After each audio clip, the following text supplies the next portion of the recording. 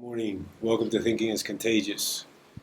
Uh, just came from my morning run and ran into a couple of acquaintances, nice people, live here in my complex uh, that are definitely not Trump supporters, they're Biden supporters.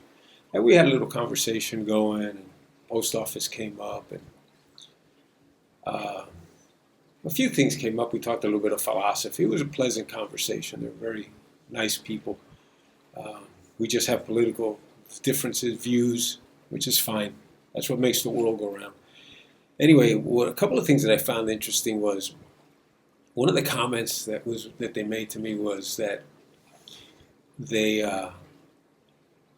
they were afraid of what was going to happen uh, after the elections when the Democrats took control of both uh, the House, the Senate, and the presidency, and the rioting and the vandalism and the attacks on the streets that were going to occur by Trump supporters. I'm thinking, where are those concerns now? I mean, where's the proof that Trump supporters do that? The only proof we have of that happening is the left-leaning, Antifa, Black Lives Matters. Look at everywhere where there's been rioting, burning, pillaging, looting. Have been Trump supporters. Although I do see lately that some of the liberals are trying to turn the table because they know that this thing is coming back to bite them in the ass.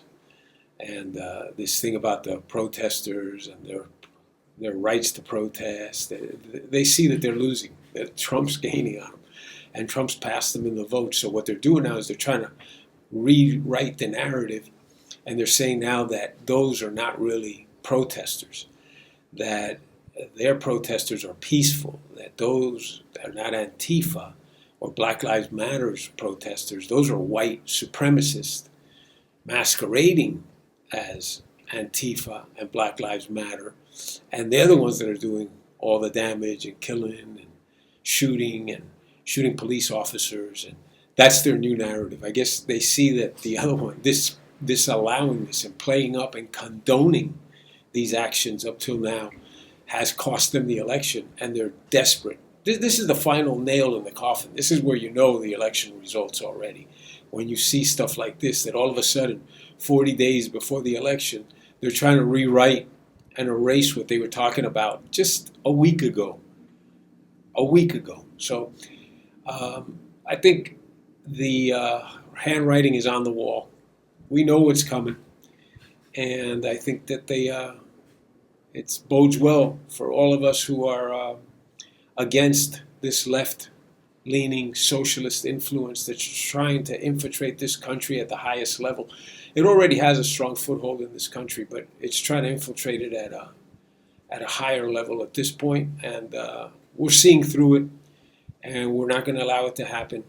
And election night should be very enjoyable.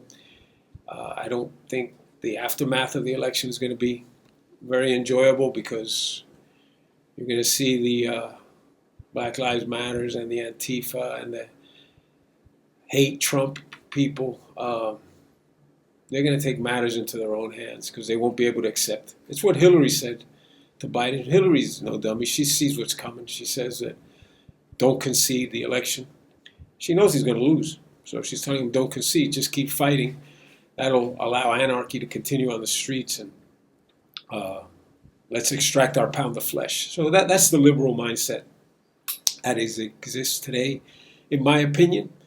And I invite opposing points of view, as they say. Anyway, have a good day. I hope to hear from you. Share and subscribe. Subscribe. I need to get this subscription rate up, and you guys can do it. You guys can show the naysayers the power that we have in our voices. Thanks, and have a good day.